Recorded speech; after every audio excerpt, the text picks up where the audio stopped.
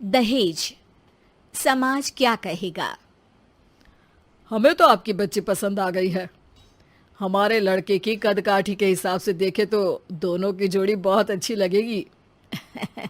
जैसा आप सही समझे।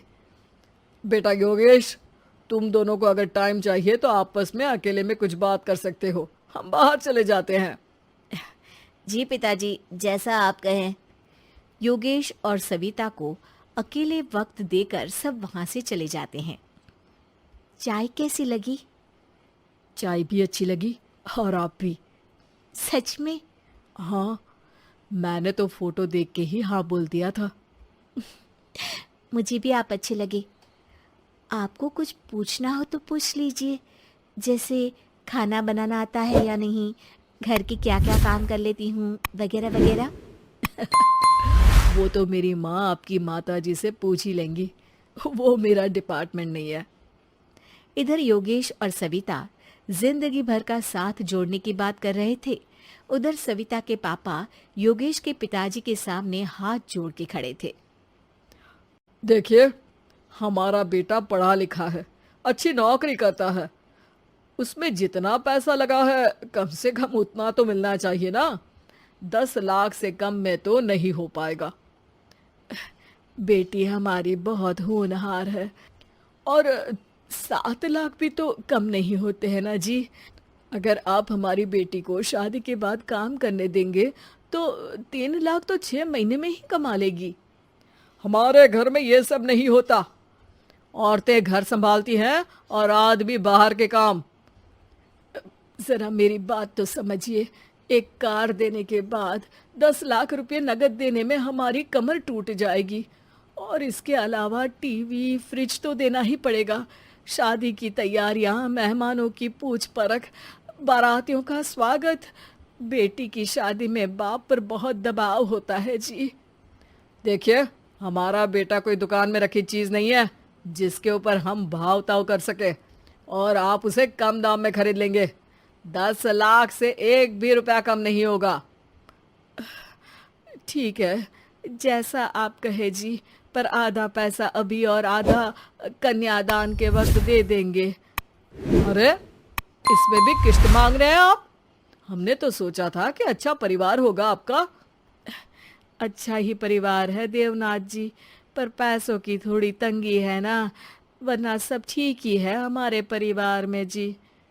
देवनाथ वहां से अपने बेटे योगेश को लेकर चले जाते हैं और कुंडली मिलवाई जाती है। 36 में से 32 गुण मिलते हैं।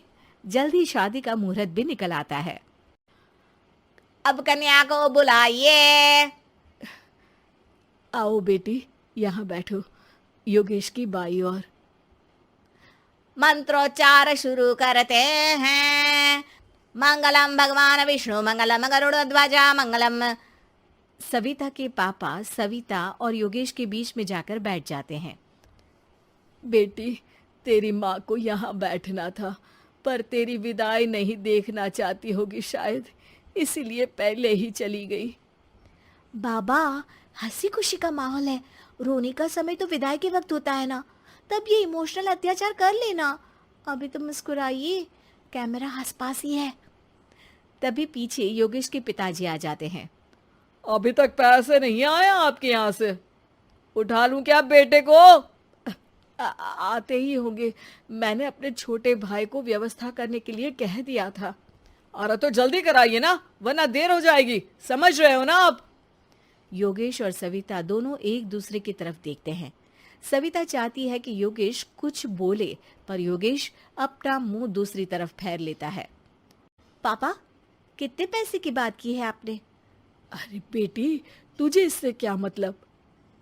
मेरी डील की है ना, तो मुझे तो पता ही होना चाहिए। कन्यादान की विधि शुरू करेंगे। तभी योगेश के पिता वापस वहां आ जाते हैं। पैसे देते हैं या बेटे को उठवा लूं? मैं आपके हाथ जोड़ता हूँ जी, थोड़ा सा इंतजार कर लीजिए। देवनाथ वहां से चले जाते हैं। तुम अपने पिताजी से कुछ कहते क्यों नहीं? उनके सामने कोई आवाज नहीं उठाता। ऐसा नहीं है, कोई तो उठाएगा ही। तभी वहां सविता के चाचा एक बैग लेकर आते हैं और सविता के पापा को देते हुए कहते हैं, 9 लाख ही हुए। आत्माराम इशारा करके योगेश के पिता को वहां बुलाते हैं। क्या? सिर्फ 9 लाख? बाकी 1 लाख कहाँ है? नहीं हो पाए जी, शादी के बाद कर देंगे। अरे आप बात से पलट रहे हैं। जल्दी से अभी के अभी पूरे पैसे लाइए, वरना बेटे को उठाऊं क्या? देखिए मैं आपके पाँव पड़ता हूँ। रुक जाइए पापा, रिश्ते हाथ पकड़कर जोड़े जाते हैं, पांव पकड़कर नहीं। बेटी तू चुप रह। नहीं, ये कब से बस कह ही रहे हैं कि उठवा लूं, पर कोई उठ ही नहीं रहा। लो, मैं ही उठ जाती हूँ। बेटा, अपशगुन हुआ। दहेज लेना सबसे बड़ा अपशगुन है, पाप है, पाखंड है। और योगेश, तुम्हें मैं पसंद हूँ तो कुछ बोलते क्यों नहीं? और तुम्हारे पिताजी, अरे देवनाथ जी, आपके नाम में ही बस देव है, काम तो आपके असुरों जैसे हैं।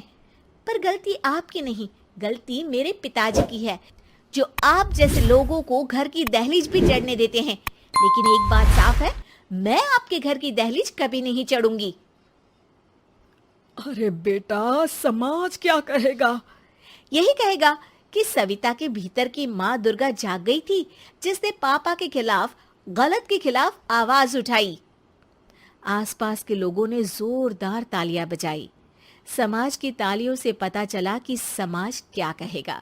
समाज ने सविता की बात को स्वीकार भी किया और उसको अपने सर आंखों पर भी बिठा लिया। सविता के पिता में हिम्मत जागी और उन्होंने कहा, देवनाथ जी, आप कह रहे थे ना बेटे को उठा लूं क्या? उठा लीजिए। हमारी बेटी को आपका लड़का पसंद नहीं है और हमें आप। अगर कहानी अच्छी लगी हो तो चैनल को सब्सक्राइब जरूर कर लेना और लाइक और शेयर भी कर देना। ऐसे और भी वीडियो देखने के लिए बने रहिए। मेरे चैनल पर धन्यवाद।